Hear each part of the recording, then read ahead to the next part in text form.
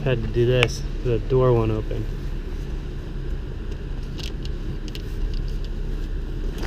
I'm too fat for this.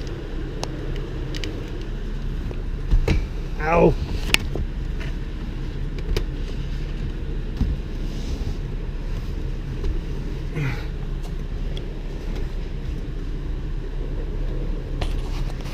Alright, I made it.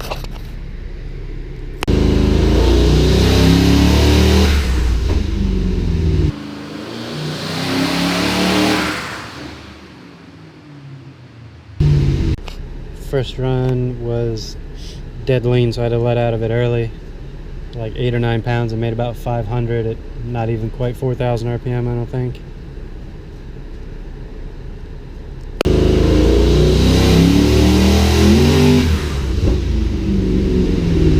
That looked better.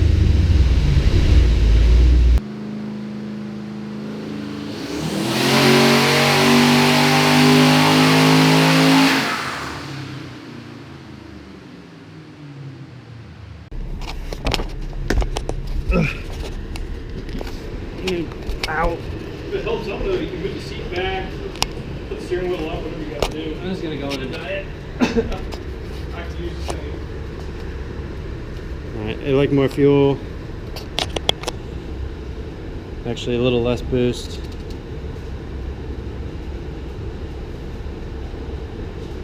Fuel pressure reasonable. And the air feels much better.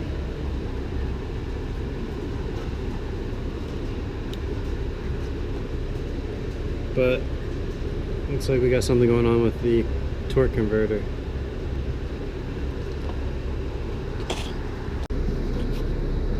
So I guess kind of knowing your stopping point is if you run 10 pounds of boost and it makes, who cares what the number is, 1,000 horsepower. You run 12 pounds of boost and it makes 1,200 horsepower, and then you go to 15 pounds of boost and it makes 1,210 horsepower. You know you're at the point where you need to kind of start backing it down. And then, you know, some cars won't necessarily hit a point where they don't quit making power, but you just become like limited on the fueling.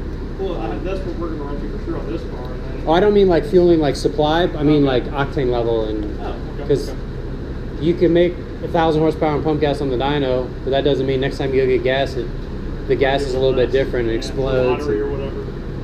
So that's, I don't like pushing pump gas. I like to be a little safe. If you had E85 in it, and I'm not a huge fan of meth injection, but when it's working, it does what it's intended to do pretty well. Yeah. But just straight 93 octane is just very risky. Yep. 50, 100 horsepower isn't worth a $10,000 motor, in my opinion. That's what, I mean, that's only me, but I don't know what the next guy's going to do when I sell it to him. I want to put shell gas, which doesn't mean to say you go to this shell gas pump, it's not going to be they're different. Than the other. Yeah, absolutely. Yeah. That's why I won't tune anything like on the ragged edge. Yeah, and that's why I also don't go to like almost any other gas station out there. To the places you go, like Wawa or wherever else, you're not going to have this quality of absolutely. Yeah, so we'll just bump it up. That run actually, fueling was shockingly like exactly where I wanted it to be start to finish. It picked up a bunch of power too. Looks like the converter was a lot happier that time. Oh, cool. So remember I was telling you, like, usually they'll kind of start coming closer together. Yeah. As the run goes on, so you can see you have the gap, and then up here it's pretty close. Same thing with your efficiency. It starts low, gets better. Okay. So it's kind of working correctly now, and all the changes it's liked. So. Pin number 6 should be power to the solenoids. 16 ground to power. We got the activation wire in there. Okay. Yeah, 12 volts. Okay. Let's see if I got 12 up there.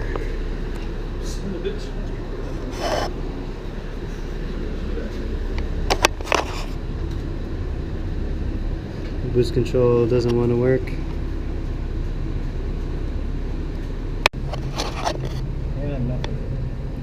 Well, it's 130 volts, that's why it doesn't work. Oh, well, I got nothing right now. Oh, Kidding. Yeah, touching myself. mean, it's only a couple screws. Going to take the bumper back off. But Doubt that's it. Yeah. yeah, I mean, I'd say I'd be able to get a better look at solenoids because they're right here. But I mean, what the fuck could have happened? Because nothing has literally moved anywhere.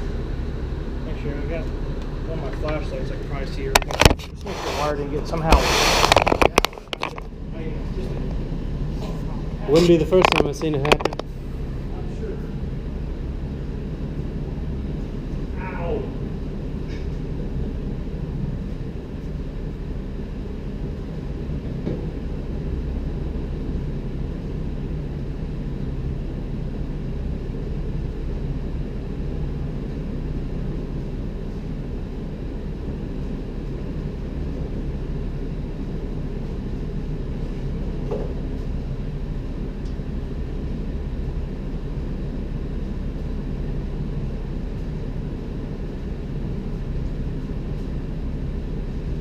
Yeah, I mean, best I can see, which I can't see that well right now, but best I can see, I don't see anywhere a wire could have gotten pulled out. I mean, I soldered like every wire connection. It's all soldered except for that weather pack right here, and then obviously on this side here. Otherwise, that's one single strand of wire for the solenoids going all the way up to the car. I don't think you're in there. No other connections. Just this power.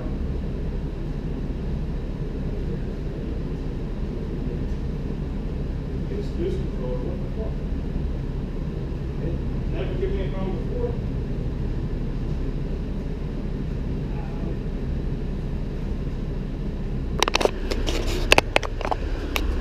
Yeah, see this controller fuse. That's a fancy fuse box thing. It's actually not much different from the one on the Lotus.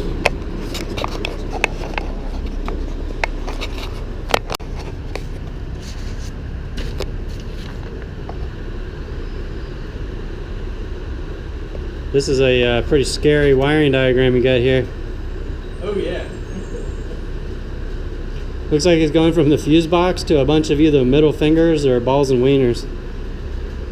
I think balls and wieners. Pretty sure balls and wieners. The primary channel didn't want to work, so I switched everything around and running it off of the auxiliary channel, and now it works.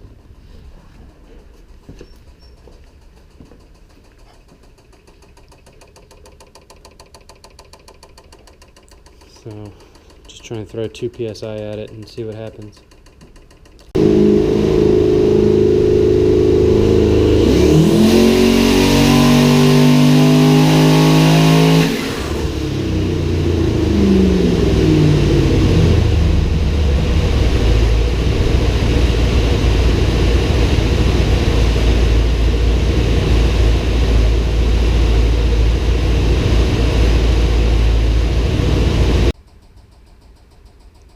Everything looks pretty much perfect. If everything looks good, maybe we'll bump it up. 2 psi was 100 horsepower on the dot.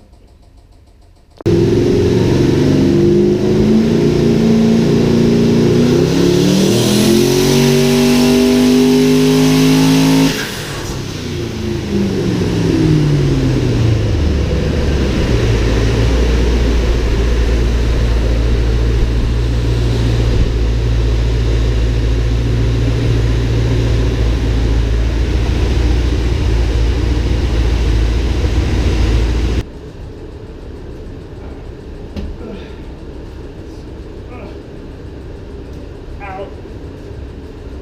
Oh, doing one right in my butt cramp.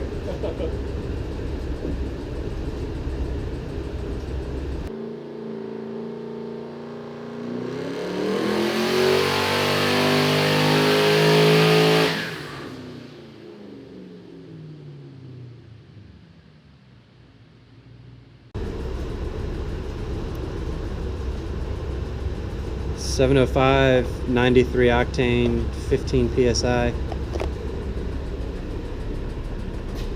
So the coolest part about this whole car is that I built this turbo kit 10 years ago. And at that point in time I was super happy with it. And looking at it 10 years later, I don't know, it's still not too bad. And it works pretty well. And the coolest part is you touch the gas pedal and it just is immediately building boost. And it's fun to drive. But we're out of fuel injector, we're at a fuel pump, and past the limits of 93 octane in my opinion, so we're going to call it good here.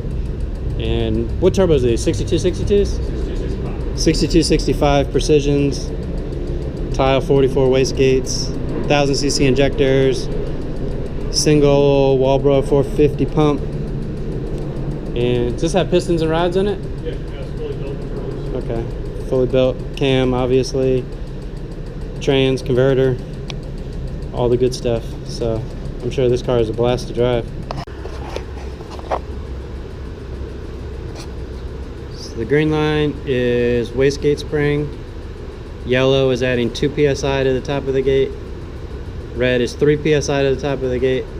And blue is 4 psi to the top of the gate. So if we had more fuel system and more octane, this thing would make a bunch of power for sure.